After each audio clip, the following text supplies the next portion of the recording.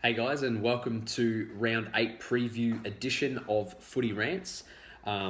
Just wanted to lead off with a little bit of feedback from a few people that I've been getting.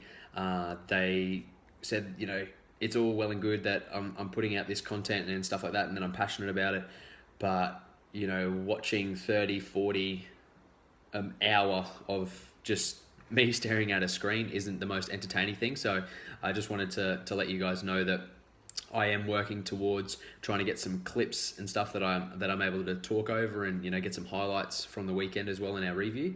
But obviously there's a few copyright issues around that, so I'm just working around the legalities and seeing how to execute that properly, as well as having a look at how to actually use the software effectively.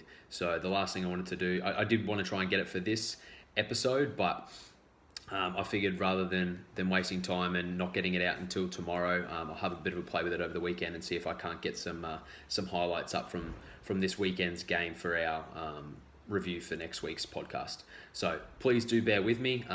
Again, everyone that has taken the time to watch these videos, post any comments on Facebook and the like, and also just like the new page that I created earlier in the week. Thank you very, very much. It means the world to me.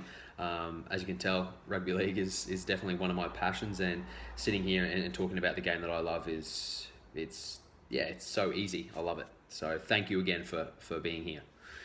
Alrighty, so another big weekend of rugby league. We've got the ANZAC Day round, obviously a big one on the calendar with games in Canberra, and then also the big one between the Storm and Warriors that we see every year down in Melbourne. So yeah, we kick everything off tomorrow down in Canberra with the 5th placed Canberra Raiders up against 9th placed Manly.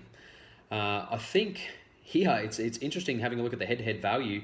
Manly are $4.20 outsiders after only just narrowly going down to the Melbourne Storm last week, and when you see a team like Manly that definitely haven't hit their straps only go down to such a structured, disciplined team like the Melbourne Storm by 4 points, and then come up against the Raiders, who are, arguably one of the most unstructured teams, I think Manly go down there as a real chance of winning this game. So, yeah, it was quite bizarre actually to see the mixed value in the betting markets. So, obviously another big boost for Manly this week is the return of Marty Tapau. So he'll bring a lot up front, and probably just lacked that little bit of punch last week, Manly, just to get them back on the straight and narrow before they look to play out to their edges last week, playing to their strengths, like Dylan Walker and Brian Kelly and George Tafua and the like. And I'd just like to think that with Tapau back and getting that go forward, a young player like Tom Trbojevic can just take that second just to breathe. I think he feels like he needs to take on a little bit more than he is right now, and he's forcing those stupid passes, even sometimes inside his own 50. So, yeah, look for Tapau to bring back some stability in the team, but I think the big matchups come in the centre pairings for both teams. You've got Croker up against Walker, which I think is going to be a cracker after Croker's defensive effort against RTS last week. Everyone's sort of given him big raps and saying, he's definitely just gone away and done his work year after year, and probably deserves more of a look in when it comes to Origin time, in the fact that he's such a strong defensive centre, and coming up against someone with the attacking flair. As much as I don't like the cockiness of Dylan Walker, the bloke gets results. And the other contest is obviously the young Brian Kelly up against the big fucking battering ram in Joey Leilua. So, everyone's been tossing Leilua's name up for an Anzac Day test call-up. In my personal opinion, I don't see it happening.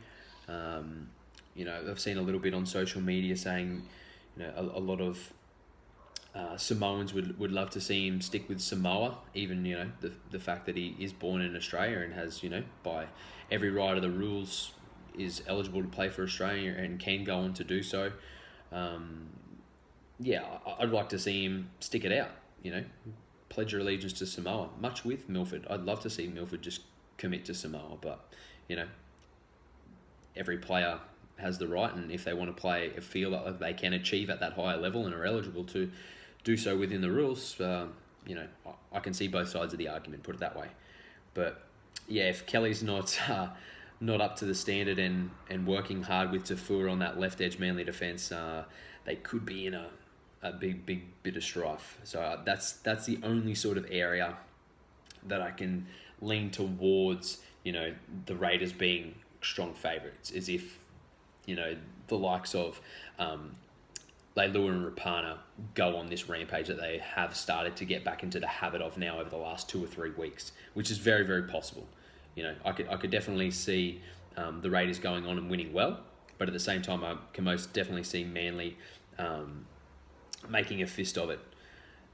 $5.50, 1 to 12 betting margins for Manly. Very, very good odds. The stats across the averages for both teams over the season thus far, you can't really split them. The only major difference is really in the goal kicking stakes. So, I think I'm going to tip Raiders in a close one. I think Croker might just kick them home. Not to spare any of you Manly fans out there. I know everyone loves to hate yous, but I think what may start to add up over the season is you're just not converting these close games.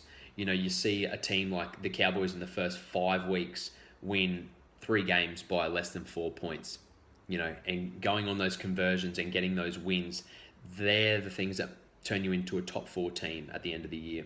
So I think that lack of conversion in these tighter games is probably what's going to unbuckle you later in the year. I think you'll still probably sneak into the 8, but outside of that, I think you're going to struggle long term. I think you're going to win. I think you're going to lose more games by 6 points or less than you will win them, unfortunately. Alrighty, moving on to the second game, we've got the Rabbits and the Broncos. So 11th up against 6th. Again, I think it's going to be a close game. I think Broncos are going to go through a bit of a patch at the moment, especially with no Ben Hunt and their attack just being a little bit clunky after what I watched live last week against the Titans. I think it's just going to go through a series of just getting wins, doing whatever it takes, a bit more Melbourne-esque, a bit more Bulldogs-esque, just knowing how to win. Like we spoke about earlier in the week, those teams that have that culture inbuilt into them at the moment of just finding a win and playing off the likes of Darius Boyd and their back rowers in Gillett and Friday, who are in red-hot form at the moment. I think they'll do enough. Obviously, a big plus for the Rabbitohs is the return, or not the return, but their captain, Sam Burgess, getting cleared of that shoulder charge. Obviously, we spoke a little bit around that, and there's been a few posts that had up on Facebook earlier in the week, and most of you guys seem to be pretty happy with the fact that he got the nod to play this weekend, as do I. My question was more around the consistency of the rule. You've seen blokes that have missed footy for the exact same intent, but at the same time, hopefully they've set that new standard now where getting your body in front, turning and looking like you're trying to play defensively to the outside. Hopefully that continues and we don't see blokes miss any sort of time for their club over something as minimal as that. I can't see Thaiday and Ashton Sims being started on the bench again this week by Wayne Bennett. It was pretty evident last week that they were off to a bit of a slow start, with Titans having a little bit of success even around the edges, which was on Thiday's edge when Tyrone Roberts got on the outside and put Anthony Don away. So I think they'll look to tidy that up. And Sims, for me, he brings energy whenever he sort of is injected into the game, but when you're coming up against a forward pack like the Rabbitohs, I can't see them saving anything. Like, you need to go with them early, combat that energy, and then that's when you can start to play around them. And someone, there's quite a few consistencies on both sides. You've got big forwards, you've got the likes of Maguire up front, you've got Alex Glenn coming off the bench, Corbin Sims, Adam Blair, and then you've got the smaller men that are working in and around the ruck once those big guys start to tire for both teams. So, you've got Milford, you've got Cody Walker for the Rabbitohs, you've got Damien Cook, who's now, the starting number 9.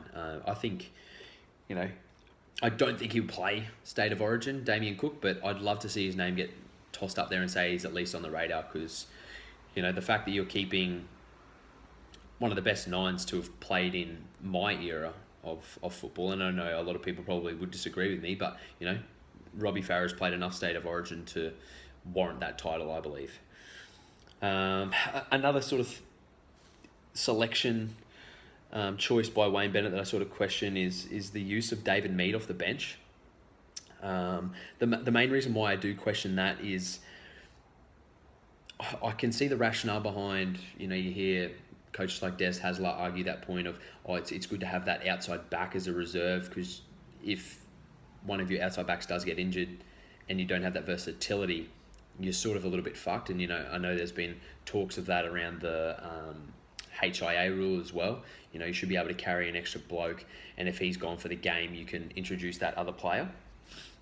But for me, when you've got someone like Alex Glenn on the bench as well, who, you could push onto into the outside backs should you need it, there would be nothing stopping you from moving Moga to a wing and putting Glenn in the centres. I just don't see the need to keep David Mead on the field and on that bench. So, yeah, that was an interesting one for me.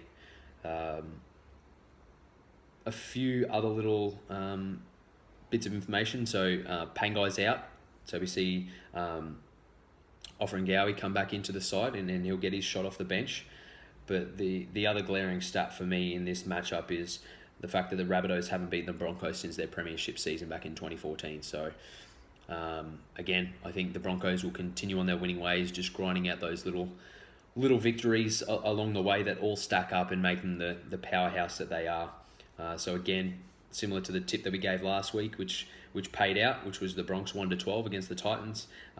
Similar value this week at $3.10, 1-12. So not bad value there in what I think will be still a close game. Moving on to Saturday, we got the Battle of the West again. Parramatta versus Penrith. I just want fucking Penrith to start playing to their potential. You look at their team, like I'll just Moylan, Blake, Farah, Peachy, Wateni Zalesniak, Martin, Cleary, Tarmow, Wallace, Campbell-Gillard, Fisher-Harris, Yeo, Merrin. Like, such a young, raw team with just a couple of, older heads among them in Merrin, Wallace and Tarmow. They just need to start doing better. We've heard it now. 2-7, they've never made the finals from this position, ever. So they're going to have to do something that has never been done before. And frankly, if they lose this week, it's done. It's done already, just like that. A third of the way through the season, and you're just fucking picking up the pieces. I don't know what it is. I know we discussed a few possibilities from last week against the Sharks in the fact that they just didn't get enough go forward early. Their forwards didn't stand up. We noted that Tarmow and Campbell-Gillard didn't really get enough minutes for starting front rowers, in my opinion. 50 minutes and 47 minutes respectively just isn't enough. It won't cut it. And those blokes that were coming off the bench were just wasted. So we've seen Kickout, who got dropped last week, re-sign for 2 years. So I think that was a good show of faith in that young kid and the development that someone like Gus Gould brings to that club and continues to exercise that right. But yeah, I don't really have too much to say about this game other than the fact that both clubs are up against a wall, even though Parramatta won over the Tigers last week. In my eyes, that playing good for 10 minutes and getting a win doesn't clarify for shit. Yes, it'll give you a little bit of confidence knowing that you're up against Penrith, but at the same time, like, the fact that Penrith are getting more and more desperate, I think makes them more and more dangerous. So at some point, I think they've got to swallow the pill and stop relying on these flashy outside backs to do the work early and get your older forwards to fucking get some of the younger blokes in their ear and say, hey, this is our job to get us on the fucking front foot. If we don't, it's going to be a super, super long year. And I'd hate to see Penrith finish, down in that bottom 4 teams. They should be a top 4 team, in my opinion. They should be a top 4 team. And, it's still most definitely possible for that to happen. But if that is going to happen, they're going to have to turn something around and really, really fine-tune it. I know they've got young guys in key positions. Like even Matt Moylan as captain, I know there's a lot of pressure around that. People have come out and started questioning, is he the right leader for this team and this club? And his actions, yes, they probably speak something different. But again, it's about how he comes back now. And he started off on the wrong foot, but at the moment he's still got a few more next weeks up his sleeve. So it starts this week and it needs to build. Because after this week, they've got Brisbane in Brisbane. So it doesn't get much harder than that. And talking on those things that I was mentioning before in the Broncos and their ability to just grind out wins, if you're already fighting, like if they win this week, I can't see them beating Brisbane next week. I really, really can't. So I think it's only going to get worse. So if it doesn't start this weekend, Penrith fans, you're up shit creek. You're really, really up shit creek. So yeah, that's all I've got for that one. I'm tipping Penrith.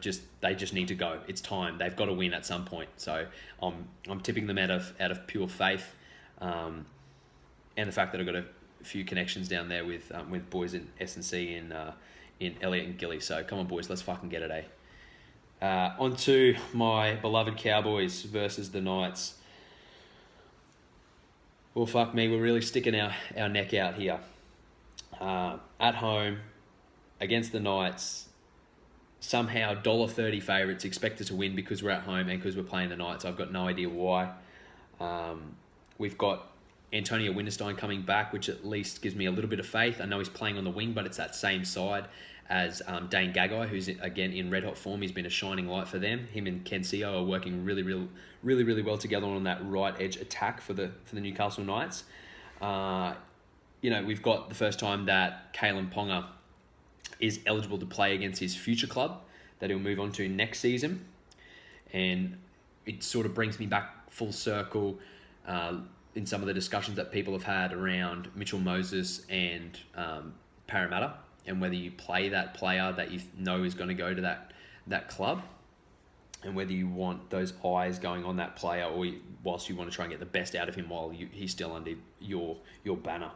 So looking at the extended bench that Paul Green has selected for the Cowboys, I'm not sure if he'll change anything simply because of the second half performance.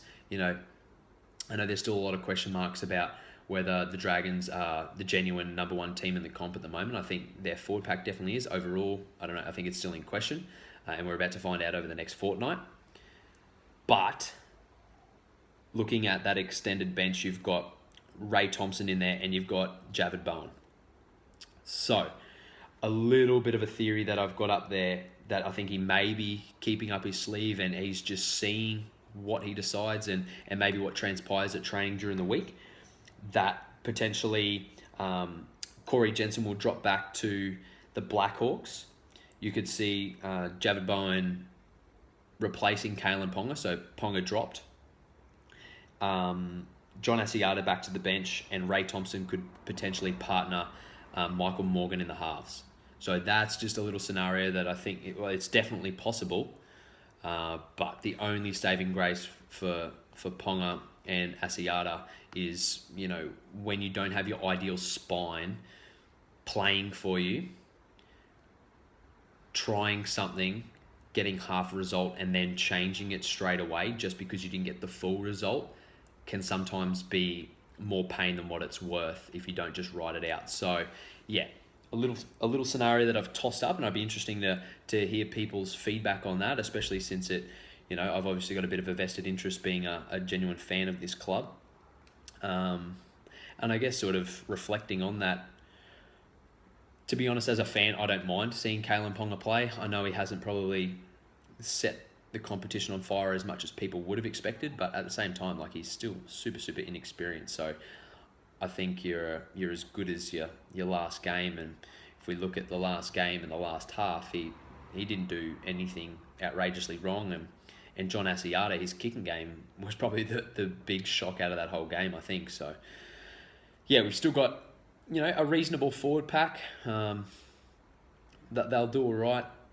And I think that's where the Knights have sort of either shone or really lacked. They've been a little bit inconsistent. Mitch Barnett's had a really good start to the season. Youngsters Sam Stone and Luke Yates have really stood up. They've got Anthony Tupou, who brings a whole heap of experience off the bench. But it'll just be interesting to see what Paul Green ends up deciding to do with those players. I must say that I'm purely tipping with heart here that the Cowboys will get it done, just simply because they can't afford to go 2 losses in a row, and we haven't even hit Origin period time. I mean, I know we're already going to get hit harder, and now that Matt Scott's out for the year, and now you're also compounding that with the possibility of Cohen Hess maybe debuting, so that's even more players that we're losing. Yeah, it's an interesting one. It's a very, very interesting one, but I'm just hoping and praying that, in my very, very biased way, that the Cowboys do get the win. But, in saying that, for the good of the game and good of rugby league, it wouldn't pain me to see Newcastle get a win. I think they've been very, very close. It's just those 80-minute performances, Once they get a few signings, I mean, it was a big kick in the guts not getting Jack Bird the other week, but, I'm hearing discussions with Kieran Foran and Ben Madalino. So, if you're getting that interest there and can just get a couple over the line, I think that's what's going to get that roll-on effect of extra signings off the back of that. So, yeah. Cowboys in a tight one. I can't see him blowing them off the park. And if O'Neill tosses up anything close to the defensive performance that he did last week, Nathan Ross could be in for a good night, getting some space out wide there off the back of Matadia. Into the next game, we got the Titans and Sharks. I hope I'm wrong, but even after the display from the Titans last week, missing a lot of their stars, coming up against the Sharks, I've got 2 words: good luck. Really, really good luck. I think the Sharks are really starting to hit some form at the moment, and James Maloney looks really, really hungry to really make sure that he snuffs out any opportunities for Luke Keary to get the go-ahead, simply because he's the halves partner with Mitch Pearce for State of Origin this year. Obviously, big bonuses for the Titans. The likes of Jared Hayne, their captain Kevin Proctor, and Conrad Hurrell have all been named in an extended bench.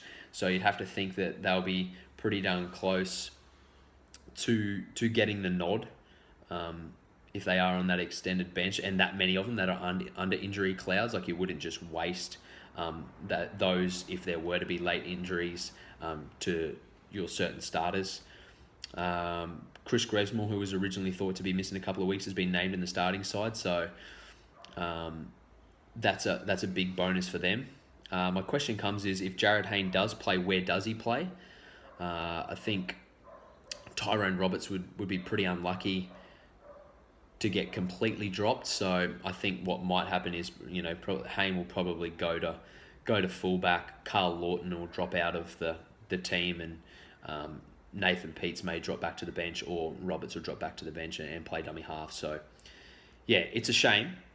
I would hate to see Roberts get benched. I think he's been a shining light for them. I think he's really matured as a young footballer up there. But at the same time, like, Nathan Peets is a hell of a talent there as well, and offers plenty. So, Sharks, they just keep getting better. Just really, really keep getting better. The fact that they're coming off 4 wins in a row, the Titans coming off 4 losses. I mean, I know the Titans are desperate to get a win and break that shackle. But Sharks at Shark Park, if the Titans were playing at home, I might give them a bit more of a sniff. But yeah, I think the Sharks will do it and do it well. History shows that it is normally a close game, though. We look back, the biggest margin has been 10 points over their last 6 or so meetings leading back into 2011, and that biggest margin was 10 points in 2012. So 5 years since it's been a double-figure margin. Otherwise, it's less than. So it'll be interesting to see which ways it goes. But yeah, if I'm betting with my head, it's Sharks big. Sharks big. I think they're really going to go and gain some momentum, and they got the Tigers next week, the Sharkies, and I think they could be in a real good patch of form here leading into State of Origin period, especially the fact that Gallen's going to be around through this, so they'll be full of confidence. On to our next game, the Tigers versus the Dogs. Well, the wheels have fucking fallen off the Tigers outfit, in my opinion. And Mitchell Moses, I think there's got to be some sort of psychological instability for him there, knowing that he's not going to get a release. He's got to play the season out. And, you know, I sort of put a post up about it today, getting people's opinions on it, and had a couple of Tigers fans say that, you know, they think he should stay there, and it's up to him to stick it out rather than the Tigers struggle because they don't have the depth of anyone pushing up through, and that would probably mean that Little John would have to play the remainder of the year once Luke Brooks is back. And, you know, Luke Brooks still isn't back this week, so that it had Moses left this week, I couldn't even tell you who would be in the halves for the Tigers alongside Little John. The Dogs have hit form. An unexpected 13-plus win over South last week. And to be honest, I think with the addition of Clemmer, and, you know, you've got James Graham leading the charge and potentially just fighting for a spot to stay at the Dogs. You know, he's another one that's been rumoured to be talking to Nathan Brown at Newcastle, who I think would be a great signing for them as well. But yeah, it sounds like Aaron Woods could be the one pushing Jimmy Graham, an ageing Jimmy Graham, out at the moment. So it'll be interesting. You know, I think Graham will have something to prove, and I think he'll get in Clemmer's ear a little bit and say, "Hey, like, let's rattle Woods' cage a little bit." You know, despite the fact that Clemmer and Woods are Origin teammates, they won't be holding anything back. An interesting stat that I picked up was that the Tigers, out of the 35 tries that they've conceded so far this season, 14 of those have come from in between the 50 and the 20. So that's close to 50% of the tries that they've let in. You've only had to get over halfway to then earn your points. So that's not a very good, you know, defensive structured system. And against a big barrage of forwards like the Bulldogs, if they have their way at the ruck in the middle, like, look out. I know they don't have ridiculous attacking flair, the Bulldogs. You know, it's something that they've been criticised heavily for over a number of weeks. But I think if Frawley, despite being weirdly named at number 20 again in the extended bench, I can't see why they leave him out, since he is producing so much attacking flair for them. Yeah, I think the Dogs could have some real success, especially with Reynolds probing that line as he has been. He's really got the running boots on at the moment, and you know, he's bringing Brenko Lee under with a bit of success, and Brenko, being such a big body, is attracting those players, but it's allowing Reynolds options, you know, and he's starting to get that running game really firing, which saw him propel himself into an Origin jersey last year.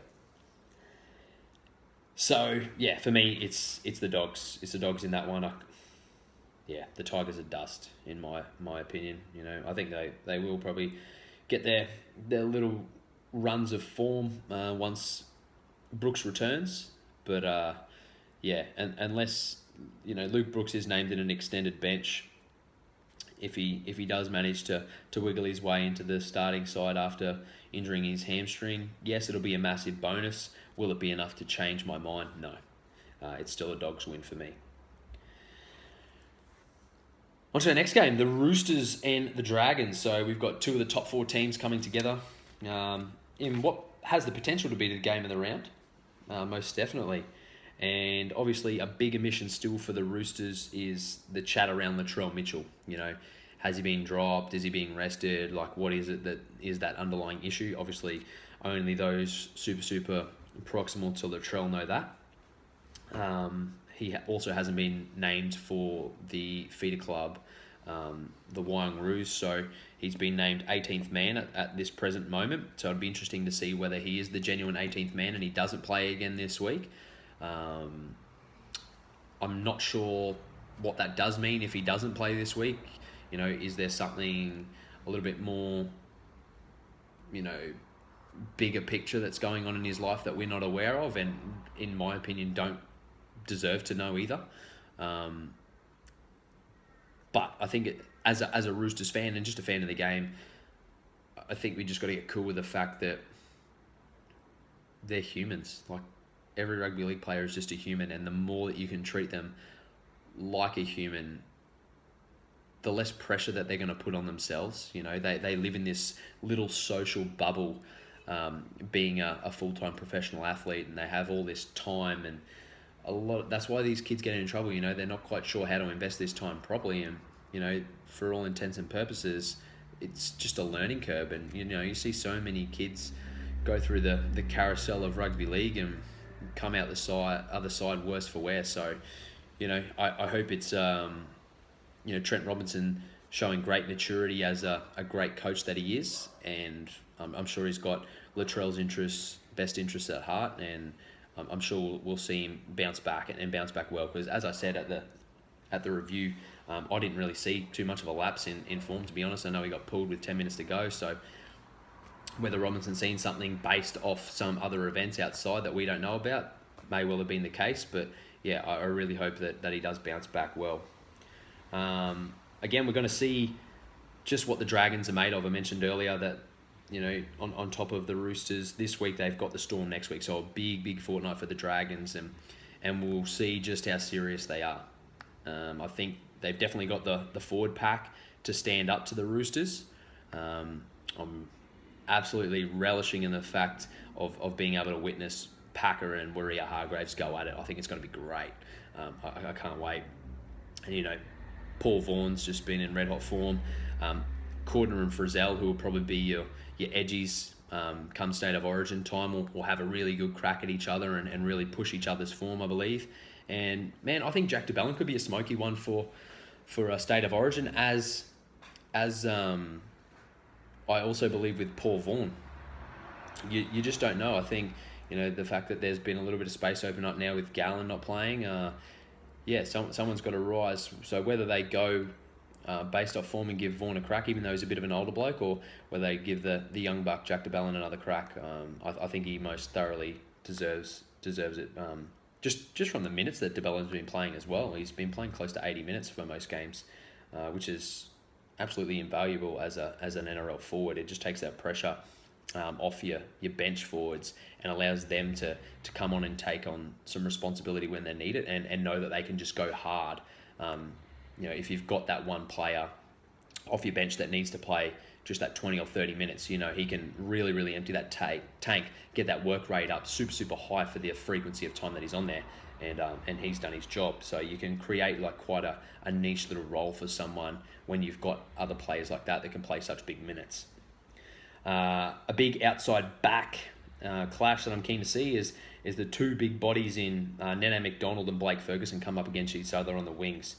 We saw Nene McDonald and Gideon Gillem-Osby go at it last week in the clash against the Cowboys, and it was a bit of a mismatch, tongue twister, in physical attributes. You know, you had the big body of Nene McDonald and the speed and agility of Gillem-Osby, but now you're just seeing two big genuine hard hitters go at it, and obviously, you know, the rep honours that Ferguson does carry with him. I think Nene McDonald will be really relishing the opportunity to really test himself in a team that is in form, and he was probably arguably their best player last week, McDonald. Defensively he was sound and got a try as well. So yeah, I think that'll be a great little battle that I'll keep an eye on as well. Another sort of little matchup that I noticed there too was between Widdop and Keary. Halves that are most definitely built off their running game. It'll be interesting to see what McCrone can offer Widdop in the way of his running game and taking that pressure off him and the control that he can contrive. But if that's then stacked on with the pressure of Mitchell Pearce taking on the line, which McCrone isn't really renowned for, I think that could... just that combination that Pearce and Keary share, you know, they both are happy to take the line on, but it's in such a varying way.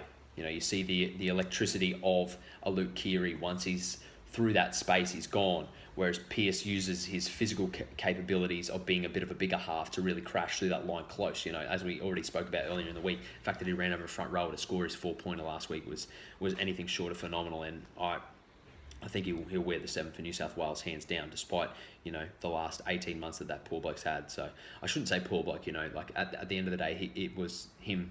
He controls his actions, and he fucked up. But it's good to see him playing some good footy, and I hope that he does continue to do so and really put on a strong performance come Origin time this year. So I think that's where it's going to sort of teeter. I think they've probably got the edge in the halves, the Roosters, but with the form that the Dragons are carrying with their forward pack, they probably have a slight edge, despite the big names in Maria Hargraves and Cordner, and even Guerra to an extent. And it'll be interesting to see what they offer off the bench. You've got Kane Evans and Takeaho coming off the bench. Paul Carter's got his chances again, despite not starting. We see Jake Friend return to the starting lineup this week. It'll be interesting. And one that I sort of question a little bit is Kurt Mann off the bench. It'll be interesting to see what sort of role McGregor wants him to take. Whether we see, because he has played in the halves before, so whether he plays a bit of a roving role, almost like a bit of a fullback. Maybe they're sweeping each side with Dugan just so he doesn't have to carry so many metres if they do find themselves on the park at the same time. Otherwise, it's hard to split. It's really, really hard to split these two teams. It's a big occasion. It's on the ANZAC Day, so it's one of our Tuesday games, and I'm just going to take it. I think the halves will just do enough. And it might even be a golden pointer. I really hope it is a golden pointer, and I hope that the Dragons do stand up and stamp their authority. If they can get a really competitive win over the Roosters, I think everyone will be standing up and having a real hard look at the game next week when they take on the Melbourne Storm. So for me, it's Roosters in a tight one, Roosters by 1. And our final game of the round, again, it's always that big ANZAC clash. It's our little taste of Australia versus New Zealand before the Test match next week.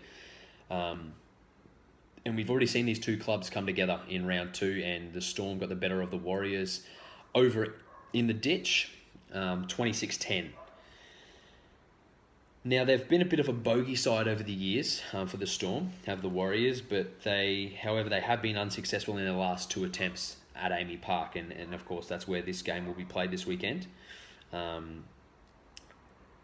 Just going back to the little things that I brought up in the Warriors lineup and the use of their bench, I think a big inclusion could be Ben Madalino. I hope he does start, because that'll be huge for them. Coming up against a big structured forward pack in the Melbourne Storm, they're going to need to throw everything at them. And if we can get someone who can play some longer minutes, as we said, that Kearney obviously didn't believe that those bench players last week had the capability of doing so for a long period of time. Ben Madalino, I think, is definitely going to be one of those players. Even though he hasn't played for a while, he's going to be chomping at the bit, and will just bring that experience. When you've played that many games of NRL, you just know how to move around the park effectively. It doesn't matter how long a break you've had off. So I think if Madalino does get his place back in the Warriors, I think it really shortens that gap. But if the forwards for the Warriors don't stand up, I think the Storm could really go on and probably even have a better victory than their round 2 of 26-10.